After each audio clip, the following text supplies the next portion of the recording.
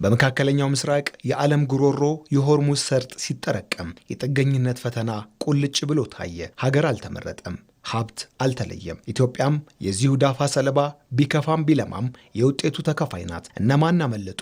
እነማን ጉዳቱን ቀነሱ ነው ጥያቄው። ለከፋው ተዘጋጅ፣ ለተሻለው ነገ ተመኝ እንዲሉ ወትሮም ነዳጅ ወገባውን አስራ ሰርታ ያመጣችውን የውጭ ምንዛሬ ጠራርጎ የሚበላባት ሀገር ነገን የሚያስብ መሪ እስካለ ላታስብ ላትዘጋጅ አትችልምና ኢትዮጵያ ጥገኝነቱ በቃኝ ብላ እንቅስቃሴ ከጀመረች ውላ አድራለች። ከ6 ዓመታት በፊት በኢትዮጵያ የምንፈልገው አጠቃላይ የመኪና ኢንዱስትሪ እንዲሰፋ እንፈልጋለን። በተለየ ግን የኤሌክትሪክ መኪና እንድትጀምሩ እንፈልጋለን የሚል ጥያቄ አቅርበን ነበር። እሳቸውም ኃይሌም ጥያቄውን በክብር ተቀብለው 1 ዓመት ተኩል ባልሞላ ጊዜ ውስጥ እቺን የመሰለች መልካም በብዙ መንገድ አድቫንስድ የሆነ መኪና አምርተውልናል። ይሄ መኪና አንዴ ቻርጅ ተደርጎ 300 ኪሎ ሜትር መጓዝ ይችላል። ሰው ከዚህ ሐዋሳ መሄድ ይችላል ማለት ነው።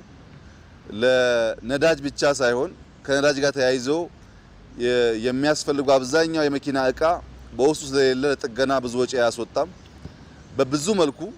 በብዙ መልኩ ለኢትዮጵያ የሚያስፈልጋት ቴክኖሎጂ ነው። ጥገና ዋጋ ይቀንሳል፣ የነዳጅ ዋጋ ይቀንሳል። እግር ተወርች የሚይዝ እንዲህ እንዳለው ዓለም አቀፍ ክስተት ሲመጣ በምጥ ውስጥ ማሳለፍን ግድ ያደርጋል። እናስ ምን ተሻለ? የለውጡ መንግስት ኃላፊነቱን በተረከበ ማግስት አይኑን ያልነቀለበት አቅዶ የዘለቀበት ግዙፍ የመፍትሄ ጉዞ ነበረው። አረንጓዴ ኢኮኖሚ፣ አረንጓዴ እንቅስቃሴ ወይንም ግሪን ሞቢሊቲ። ለታዳሽ ኃይል ሁሉ በጇ ሁሉ በደጇ የሚባልላት ኢትዮጵያ ፊቷን ወደዚሁ አዞረች። በውድ የተገኘ ነዳጅ ብክነት በእጅጉ ለመቀነስ ያገለገሉ ተሽከርካሪዎች ወደ ሀገር እንዳይገቡ ከለከለች። በነዳጅ የሚሰሩ ተሽከርካሪዎች ወደ ሀገር እንዳይገቡ ከታገደም 2 ዓመታት አለፉ። ህዳሴን መገንባት ቀጥላ ወደ ሀገር ውስጥ የሚገቡ አዳዲስ ተሽከርካሪዎችም በኤሌክትሪክ የሚሰሩ እንዲሆኑ አበረታታች። የነዳጅ ድጎማው እንደቀጠለ ግን ይሄው ነዳጅ ብዙሃንን ሳይጠቅም የሀገር ሀብትን እያባከነ ቀጠለ።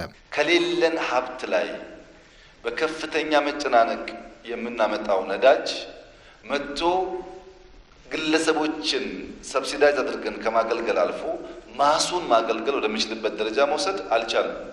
ነዳጁን ሰብሲዳይዝ እያደረግን ያ ገንዘብ ደሃ ጋር የማይደርስ ከሆነ የህዝቡን እንቅስቃሴ የማያግዝ ከሆነ እንደ ሀገር ለምናስበው እድገት ጸር ነው። ግለሰቦች ባለመኪና መሆናቸው በጣም ጥሩ ነገር ነው፣ እንፈልገዋለን። ነገር ግን ግለሰቦች 1 ሰው 2 ሰው በመኪና እየሄዱ 3 4 ሰው የሚጭን ቦታ እያላቸው ሰዎች አላግባብ ለሰዓታት የሚሰለፉ ከሆነ ያ ጉልበት ያ ጊዜ እንደ ሀገር ባከነ ማለት ነው። ነገን አስቦ መጪውን አስልቶ የተመለከተው የመደመር መንግስት ከዚህ ጥገኝነት መላቀቅ፣ በራስ የራስን ኃይል ዋስትና ማድረግ፣ የአየር ብክለትን ቀንሶ ጤናማ አካባቢን ማንበር የእርምጃዎቹ አስኳል ነበሩ። ባለፉት 3 ዓመታት የነዳጅ ተሽከርካሪዎች ገበያውን እንዳይቀላቀሉ ተደረገ። የኤሌክትሪክ ተሽከርካሪዎች ተበረታቱ። መዲናችን አዲስ አበባን ጨምሮ ብዙሃን ትራንስፖርት በእጅጉ ተበረታታ። ለዚያውም በኤሌክትሪክ የሚሰሩ ተሽከርካሪዎች። ይህ ብቻ ሳይሆን የታዳሽ ኃይል ጽኑ ፍላጎታችን ወደ ብዙሃን ትራንስፖርት መጥቶ በአነስተኛ የካርቦን ልቀት በጋዝ የሚሰሩ የብዙሃን ተሽከርካሪዎች ወደ ሀገር እንደሚገቡም ተበሰረ። በዚህ ዓመት ቢበዛ በ1 ዓመት ጊዜ ውስጥ 2000 የሚጠጉ የአዲስ አበባ ከተማና ወደ ክልል የሚሄዱ ባሶች አሁን ከሚጠቀሙት ነዳጅ ወደ ጋዝ እንቀይራለን።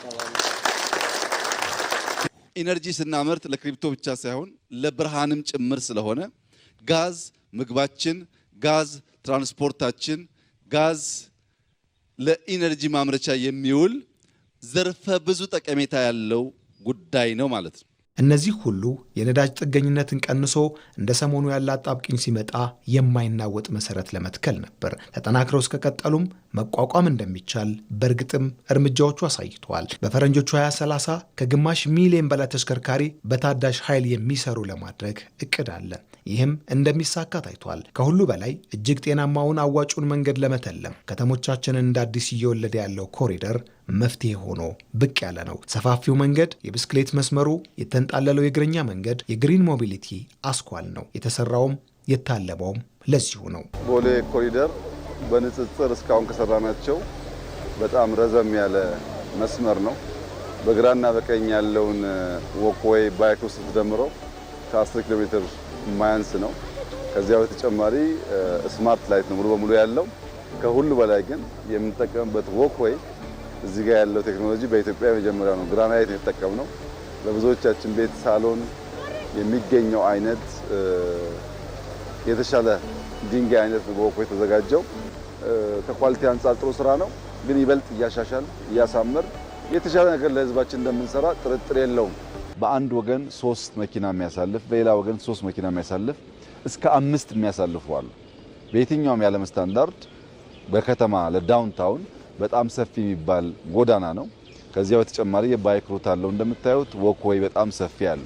ትላንት በመፍትሄው ፍኖት ላይ የተቀመጡ እርምጃዎች ዛሬ እንዲህ ባለው ያጣብቂኝ ጊዜ መፍትሄ መውጫ መንገድም ሆነው ተከስተዋል። መንገዱም ምርጫውም የሀገር ሀብት አድኖ መሻገሩም የኛው ነው። ኮቪድ-19 የማይቻል የሚመስለውን ችለን እንድናይ ሲያስችለን በብልሃት የመንቀሳቀስ አስፈላጊነትን ያሰምርበታል። የዩክሬን ሩሲያ ጦርነት የከፋውን እንደሚያመጣ ቢተነበይም ተቋቁሞ ማለፍ የተሰጠነንና ሊደርስ የነበረውን ጉዳት በእጅጉ ቀንሰናል። ስንዘጋጅ፣ ስንሰናዳ፣ ወደ ታዳሽ ኃይል ስናዘነብል መክረማችንም መሻገራችንም ዋስትና ሆኖ ብቅ ያለ ነው።